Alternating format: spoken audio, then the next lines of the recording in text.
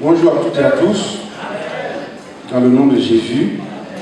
C'est un privilège de connaître le Seigneur et d'être béni par ses formateurs, ses pères spirituels.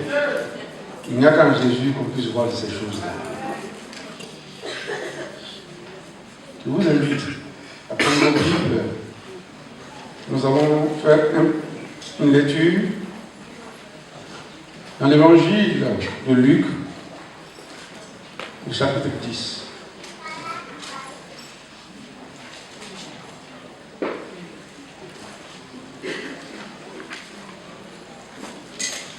Luc 10, à partir du verset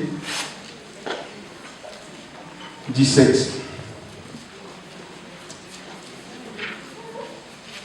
Les 70 revinrent avec joie, disant: Seigneur, les démons même nous sont soumis en ton nom. Et Jésus leur dit: Je voyais Satan tomber du ciel comme un éclair. Voici, je vous ai donné le pouvoir de marcher sur les serpents et sur les scorpions et sur toute la puissance de l'ennemi, et rien ne pourra vous nuire. Cependant, ne vous réjouissez pas de ce que les esprits vous sont soumis, mais réjouissez-vous de ce que vos noms sont écrits dans les cieux. Amen. Puisse la parole du Seigneur être bénie dans nos cœurs. Amen. En quelques minutes, je voudrais que nous puissions réfléchir ensemble sur la pensée suivante: les privilèges du croyant ou les privilèges du chrétien.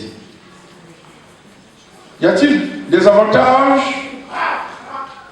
à être chrétien? À cette question, les détracteurs du christianisme disent souvent: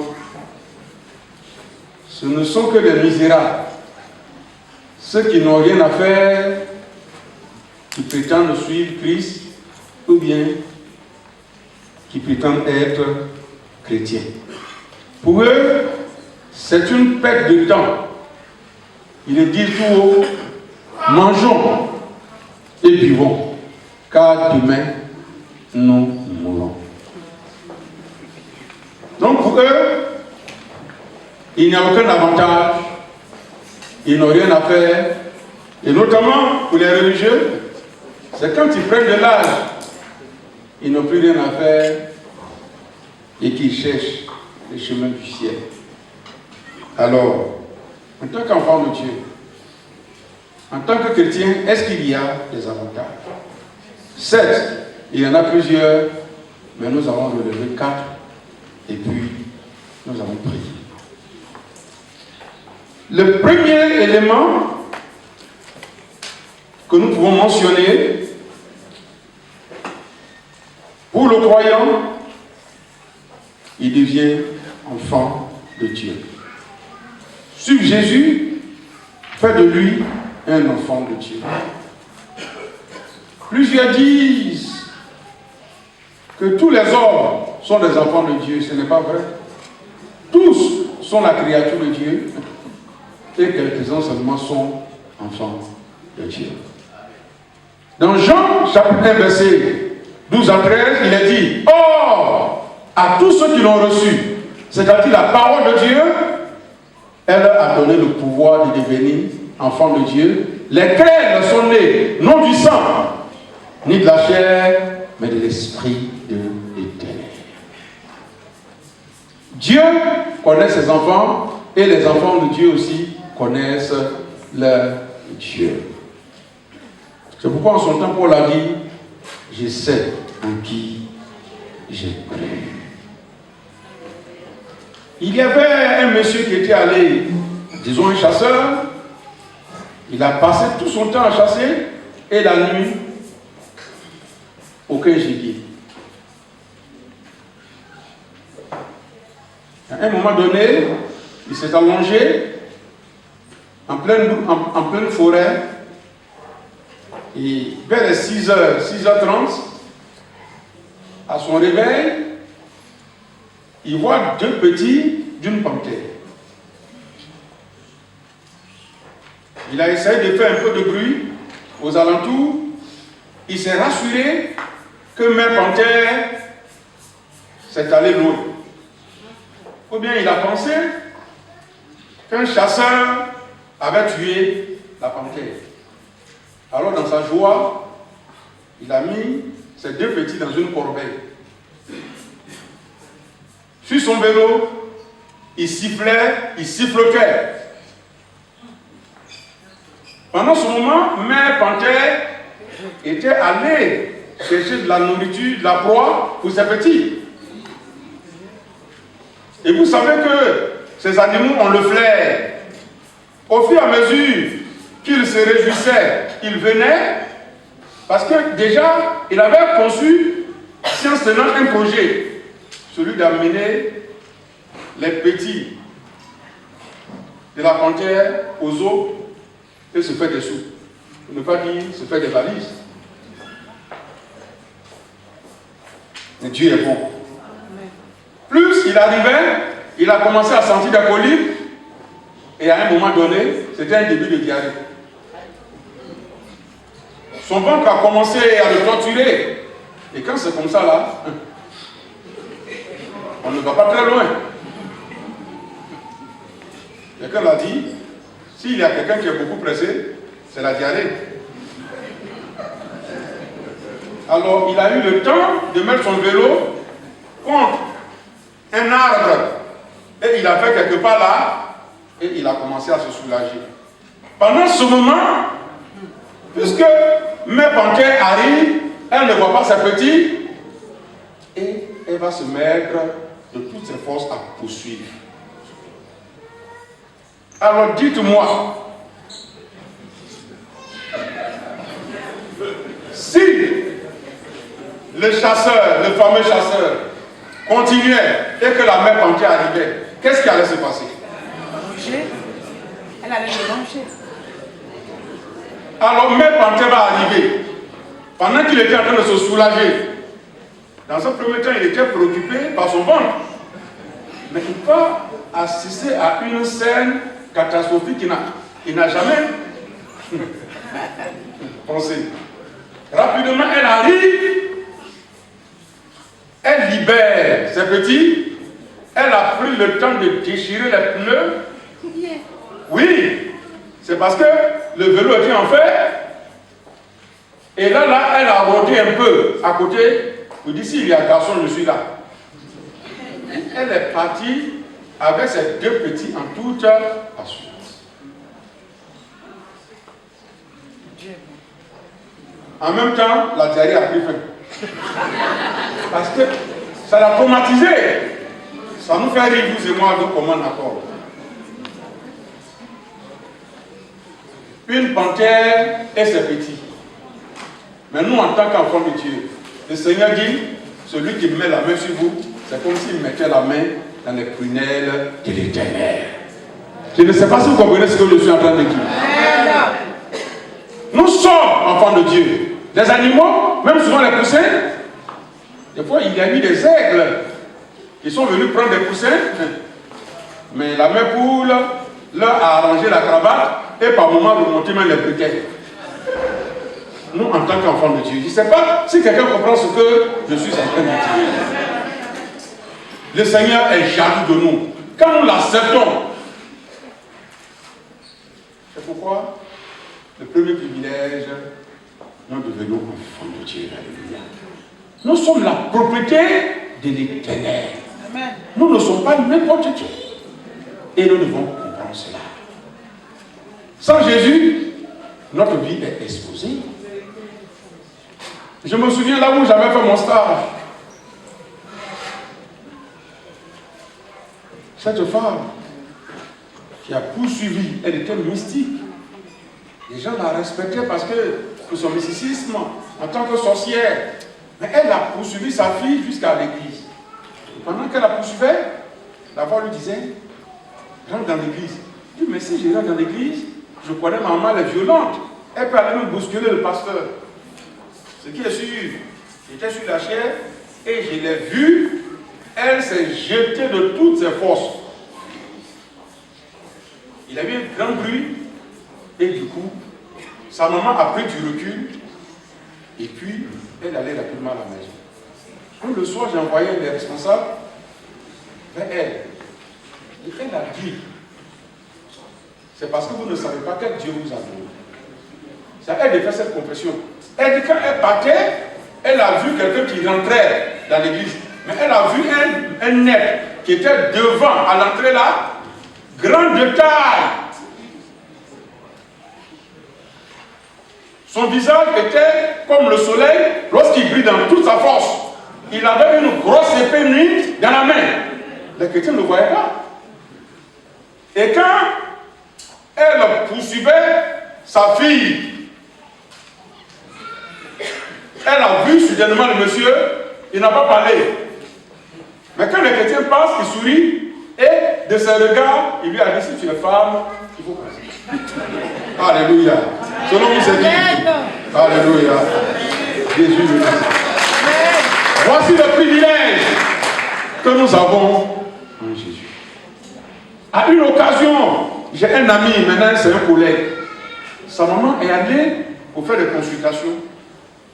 Et le soi-disant marabout a dit, madame, vous avez combien d'enfants? Je dis, mais j'ai 6. Je dis, non, vous n'avez pas 6. Vous n'avez pas 6 enfants? Moi, je vois ici 3. Et il a eu le temps de décrire leur visage. Je dis, mais c'est 6. Mais la femme dit, elle a 6. Toi, le marabout, tu dis 3. Et il lui a dit le secret. Il dit, les 3 là, il n'y a pas quelqu'un qui peut les tuer. J'ai du mal même à voir leur âme. Et quand il y a le feu qui les entoure, le feu de l'Éternel. C'est pourquoi c'est un privilège. Nous ne perdons pas notre temps. Et cela est important. Ne regrettez pas d'être chrétien. C'est la meilleure, n'est-ce pas, décision. Et nous sommes heureux. Pendant que nous passons, apparemment, nous n'avons pas de d'accord. Mais ceux qui sont avec nous sont plus puissants. Alléluia. Une soeur dans un village, elle a tellement prêché l'évangile à sa maman. Sa maman dit, laissez. Elle ne faisait que regarder en termes de religion. Et un jour, la soeur, elle rentrait, elle était allée au marché, elle rentrait, et puis sa maman la suivait. Elle a vu 3 êtres qui étaient là, un à sa gauche, un à sa droite, et un derrière elle, en pleine journée. Très beau, mais qui était armé. Dans l'église là, c'est vrai, ils s'aiment beaucoup, mais des Européens, ma fille va recevoir des Européens qui sont armés. Donc la maman s'est dépêchée, elle les a suivis, elle rentre dans la cour, il dit, mais je suis venu t'aider pour pouvoir recevoir tes invités. Il dit, mais où ils sont? Il dit, mais c'est 4 messieurs, c'est 3 messieurs qui t'ont suivi. Il dit, mais où ils sont, maman? Qu'est-ce que tu racontes? C'est là, elle a dit, ah, Dieu t'a ouvert les yeux, n'est-ce pas? De dire que quand nous sommes là, l'ange des ténèbres campe autour de ceux qui le craignent et il les arrache au danger. Cela est très important. Assurément que tu es là pour la première fois. Mais si tu donnes ton cœur à Jésus, Dieu fera de toi son fils ou bien encore sa fille. Ce n'est pas du bout des lèvres, c'est une réalité. J'insiste pour encourager. Oh, à une autre occasion, il y avait un jeune homme, un enfant même presque. Dans mon village, les gens avaient peur de lui. Véritablement peur de lui. Parce que sur le plan mystique, il faisait des exploits, mais de façon diabolique. Une fois, il est allé au champ avec sa grand-mère. Et sa grand-mère mangeait tout ce qui n'est pas bien dans son comportement.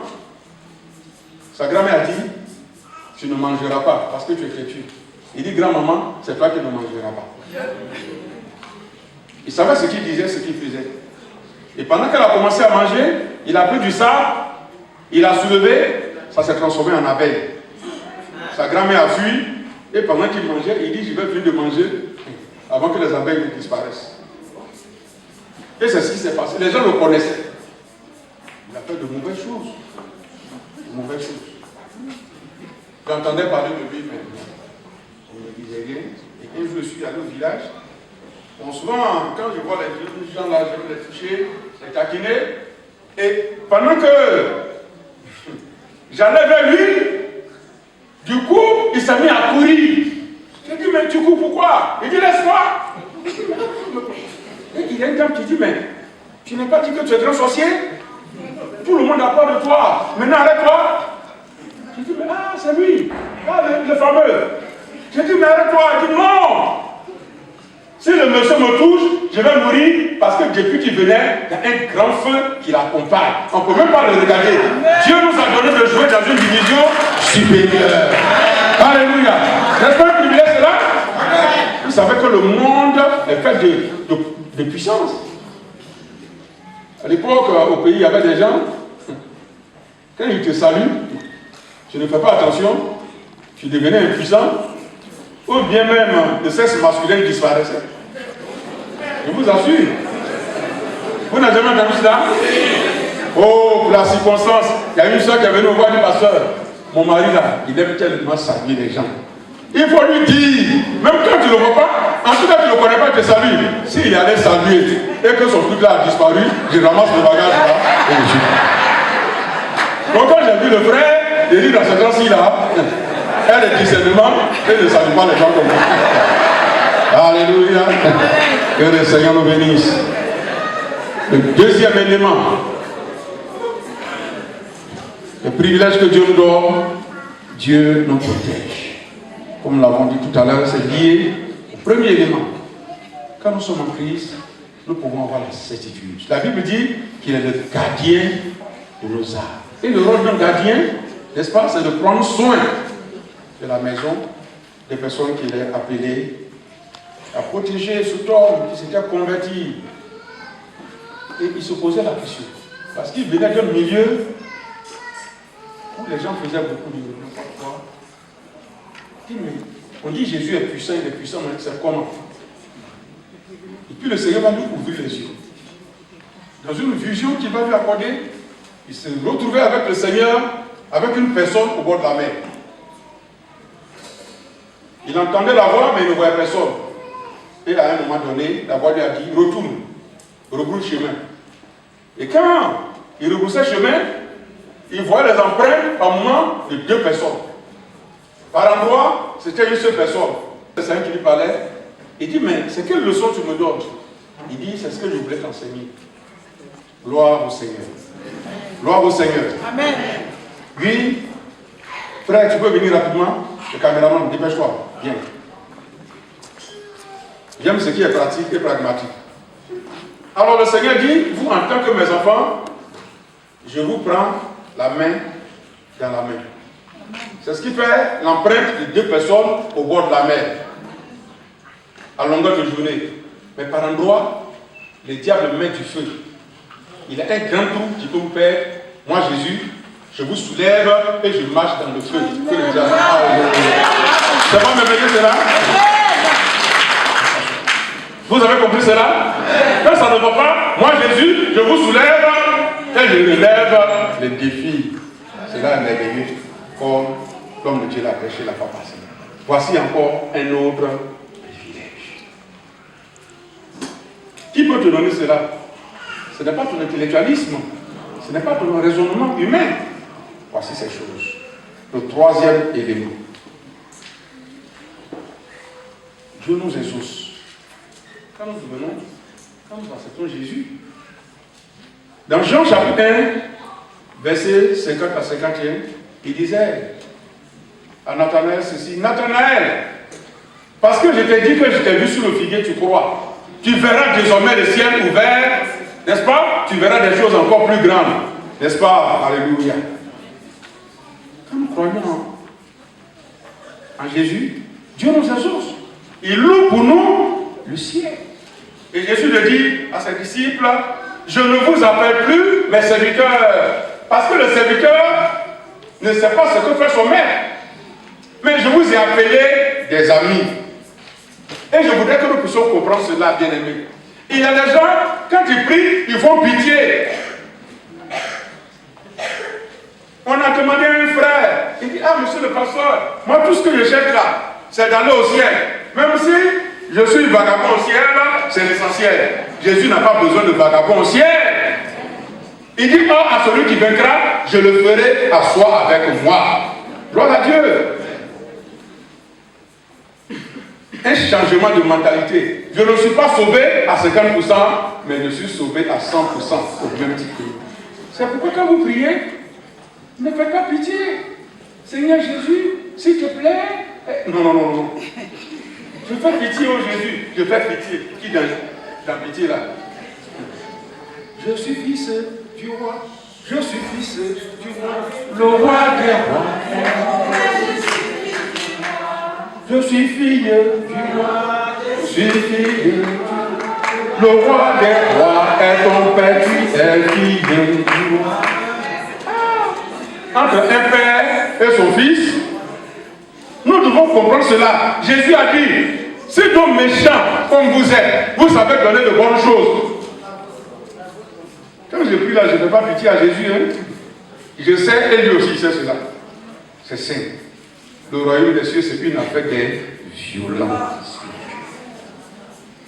Alléluia. Est-ce que vous avez compris ce que je suis en train de dire? N'oubliez pas le témoin de cette maman qui allait au champ. Le monsieur était là chaque fois, il vient, il vole, c'est régime.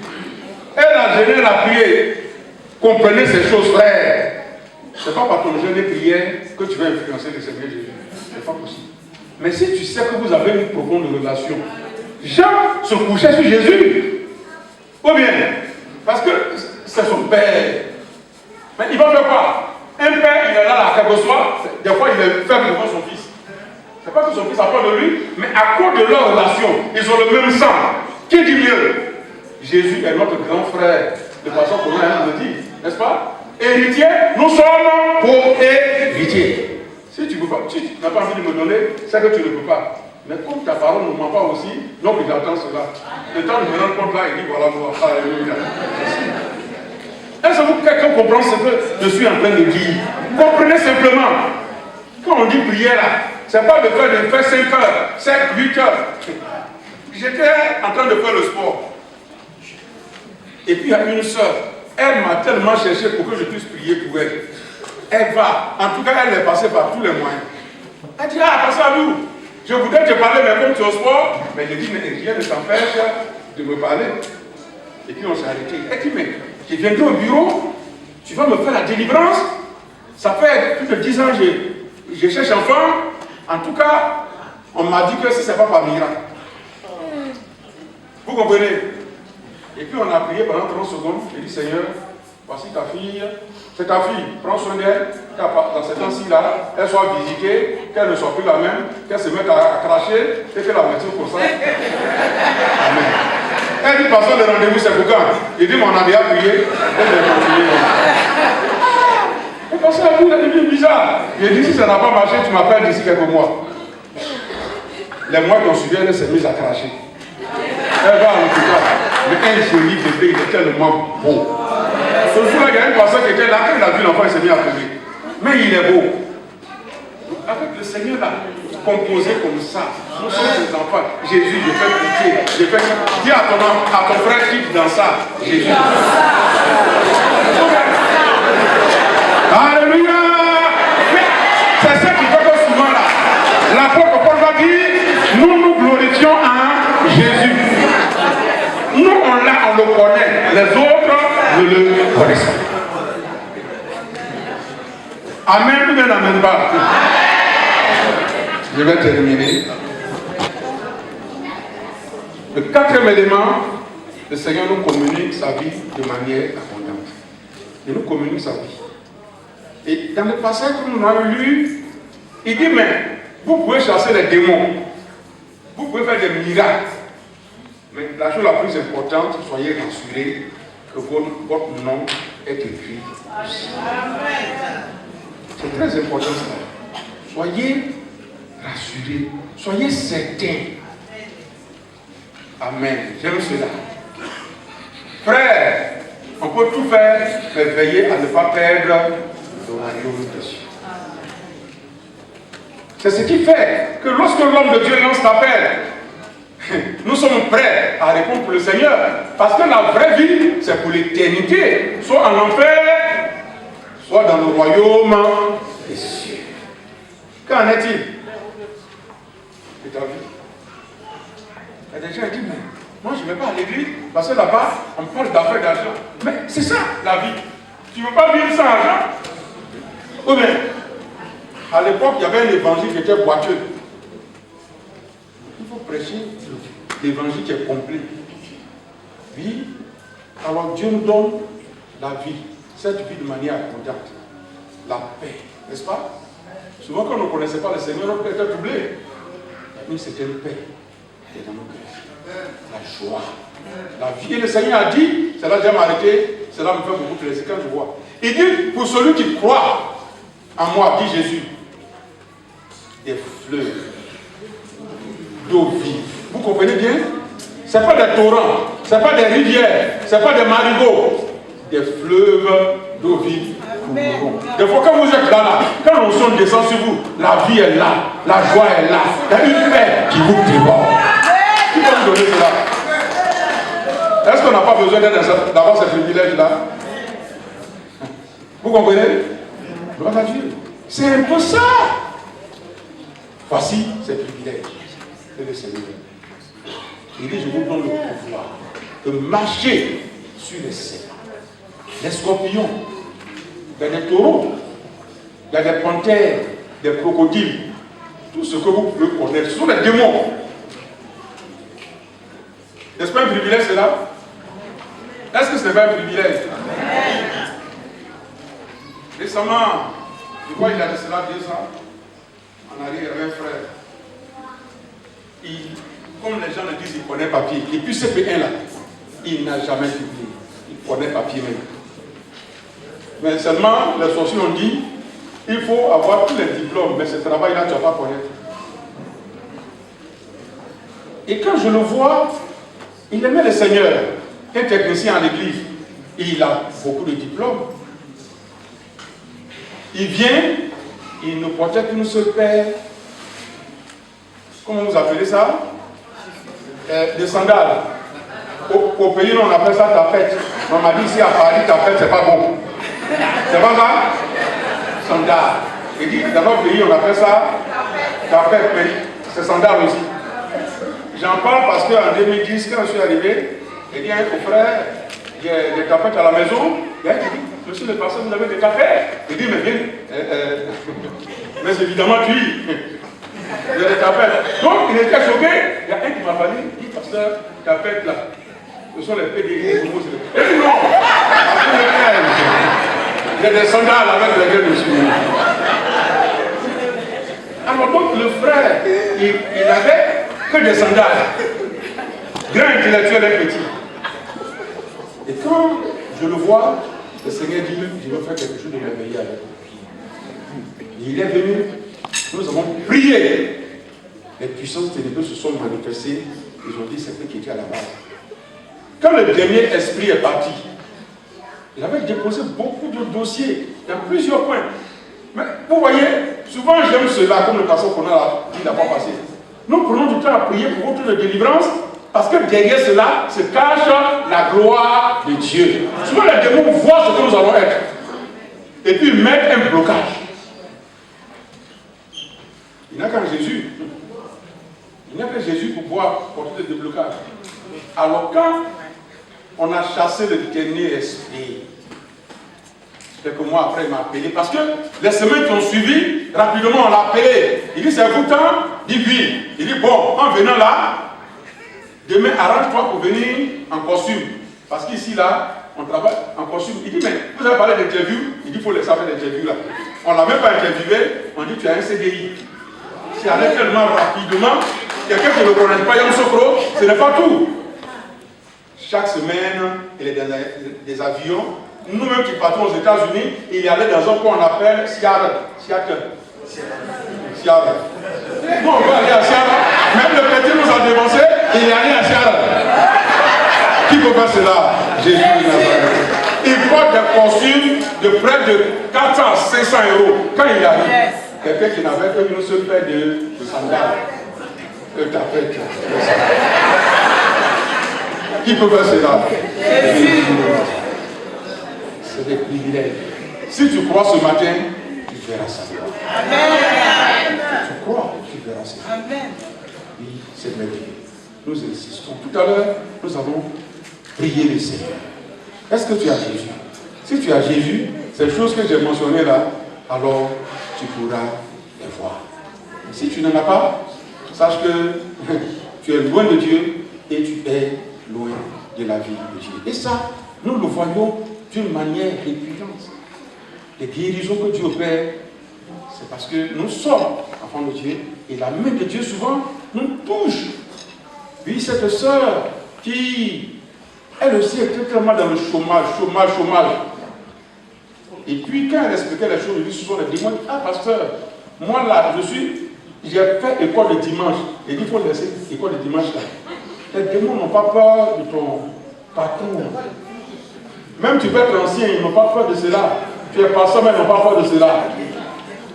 C'est vrai, mais c'est vrai. C'est un combat. Paul dit votre combat, ce n'est pas pour la chair et le sang, mais domination, autorité, principauté, les esprits méchants dans les lieux célestes. Et pendant qu'on priait, je l'ai vu, elle est tombée. Tu peux ne pas tomber, mais Dieu va faire ta délivrance. Tu peux briser tes liens aussi. Mais ce qui est merveilleux, quand le Seigneur l'a libéré, pendant que le dernier démon partait, son portable crépitait. Il dit, pasteur, je peux prendre? Il dit, mais il faut prendre. Quand il a pris, on dit, c'est vous temps? Il dit, oui. Il dit, mais demain matin, il faut venir pour commencer le travail. Ça vous dit rien? Les démons ont voilé son dossier. Ils ont rangé ça quelque part. Pendant qu'on priait, le Saint-Esprit a rendu visite à ce lieu et il a, n'est-ce pas, il a positionné et repositionné. Je voudrais que nous aimons, nous puissions nous mettre à prier le Seigneur. Est-ce que tu es chrétien? Est-ce que tu es enfant de Dieu? Si tu ne l'es pas, le Seigneur te donne l'occasion pour ce matin, pour que tu puisses bénéficier de cette privilège.